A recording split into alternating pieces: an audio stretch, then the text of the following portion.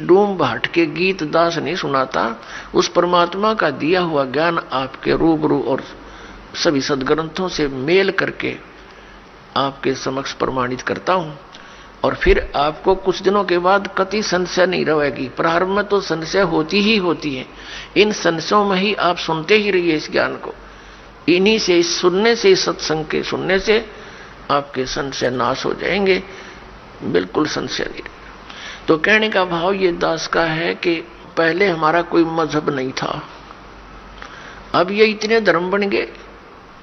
पहले एक केवल मानव धर्म था, सभी वेदों में वर्णित विधि अनुसार साधनाएं करते थे, जैसा भी उनके गुरु लोग बताते थे। तो उसका कारण कहां से प्रारंभ हुआ?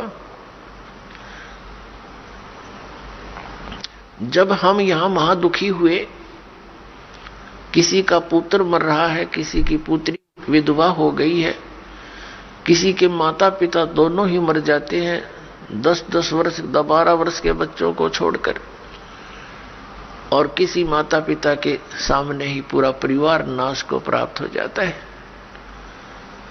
कहीं पर भूकंप आकर हजारों की संख्या में व्यक्ति मारे जाते हैं, आराम से सो रहे होते हैं, ना जाने के बिजली गिर जाती है, कहीं पर अचानक फ्लड आ जाती है, सब परिवार के सदस्य कोई इधर मर रहा है, कोई इधर फिर रहा है, कोई कहीं पहुंच गया, और कितने प्यार से हम विश्राम कर रहे होते हैं।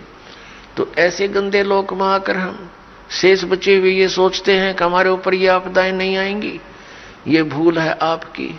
आज तो हम रोज मौत को साथ लिए फिरते हैं, सफर हम करते हैं। 90% व्यक्ति आज सफर में रहते हैं, 80% चाहे कोई मोटरसाइकिल पे, चाहे कोई अपने किसी कारण से भी गाड़ी में। तो ये तो मौत साथ चल रही है हमारे पैरेलल। हम ऐसे लोक में रह रहे हैं। परमात्मा को दया आई कि चल इन नालायकों को फिर बता देता हूं कि आ जाओ वापस यहां पर, तुम सदा सुखी हो जाओगे। अपने आत्माओं, जब परमात्मा वहां तपतशिला के ऊपर आया, जहां ये प्राणियों को भून रहा था, इसका कुकर चल रहा था, वहां पर जब वो परमेश्वर हमारे पास आकर खड़े हुए, हमारे पिता, वो इतने समर्थ शक्ति है, इतने शीतल भगवान है, उनको सोम की उपाधि दी जाती है। सोम माने चंद्रमा, चंद्रमा जैसे शीतल। यानी ये तो एक उदाहरण है, लेकिन वो तो बर्फ से भी शीतल है। तो कहने का भाव ये, जब हमारे पास आकर खड़े हुए, जब वो तपतशिला पर जल रहे थे, 1 लाख प्राणी, उनमें ऋषि भी थे, मैं ऋषि भी थे, गुरु भी थे, शिष्य भी थे, आम जनता के व्यक्ति भी थे। परमात्मा के वहां उपस्थित होते ही उस तपतशिला यानी पत्थर की टुकड़ी को शिला बोलते हैं।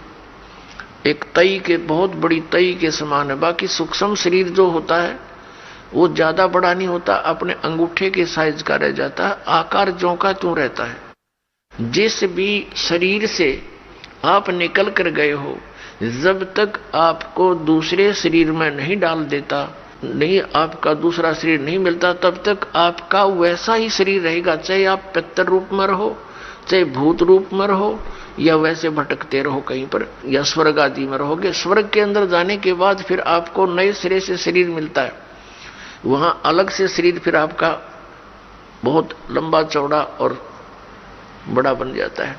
तो कहने का भाव यह है कि रहेगा आकार मनुष्य का ही। तो जब ये दूसरे शरीर में पशु पक्षी के में चला जाता है, तो फिर उस पशु वाला ही शरीर आपका रहेगा। जब उससे निकल जाएंगे तो नेक्स्ट में प्रवेश होगा तो उस जैसा ही हो जाएगा। फिर मनुष्य शरीर में आएगा तो मनुष्य जैसा ही, मनुष्य के अंदर जो आपका जीव आएगा उससे निकलेगा तो फिर भी वो मनुष्य जैसा ही रहेगा। ऐसा होता है।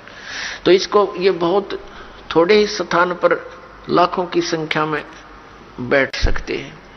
एक शरीर में जैसे किसी बहन भाई में देखा, प्रेतों की पूरी मंडली की मंडली प्रवेश हो जाती है। वो सूक्ष्म शरीर होता है उनका, एक एक में 20-20, 30-30 प्रवेश हो जाते हैं। ये भूत यानी सूक्ष्म शरीर इतना छोटा ही होता है, ये बड़ा भी हो जाता है और घटता घटता इसको बहुत सूक्ष्म छोटा भी बन सकता है, ऐसा आ जाता है। इस अंगूठे से भी छोटा बन जाता है। यानी इसमें एक ऐसा तत्व है जो सूक्ष्म ही है। अब उसका क्या आपको प्रमाण दें? जैसे जो भक्त इस दास से उपदेशी हैं, परमपिता की यथार्थ भक्ति कर रहे हैं, उनकी आंखों के सामने कुछ भक्ति के लक्षण दिखाई देते हैं। ऐसे सूक्ष्म हैं वो, तार से दिखाई देंगे, कुछ और भी बहुत सी ऐसे नजर आएंगे। वो इतने सूक्ष्म होते हैं, वो आपके भक्ति के परिणाम हैं, लक्षण हैं। आपकी कितनी भक्ति बढ़ गई है वो उसका वो समझ लो पैमाना है।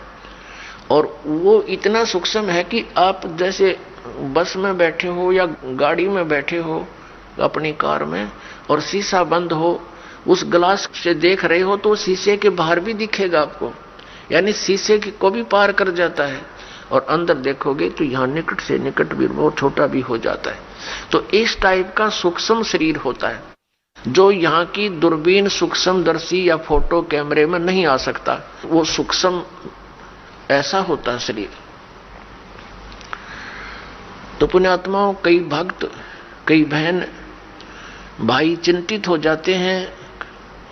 दास बहुत बार समझाने की चेष्टा करता है, ध्यान रखा करो, एक दूसरे को बता भी दिया करो। अगर कोई इस शंका में हो कि मेरी आंखों के सामने पता नहीं क्या दिखता है, डॉक्टर के पास गया, डॉक्टर कहने लगा ऑपरेशन करवा ले, और डॉक्टरों के पास क्या है, ऑपरेशन करवा ले, वह धुंधला दिखा, धुंधला नहीं दिखता वो हम देखेंगे ऐसे जैसे कोई मच्छर सा घूम रहा है, कोई मक्खी घूम रही है, ऐसे काले काले से कुछ और तरह के भी।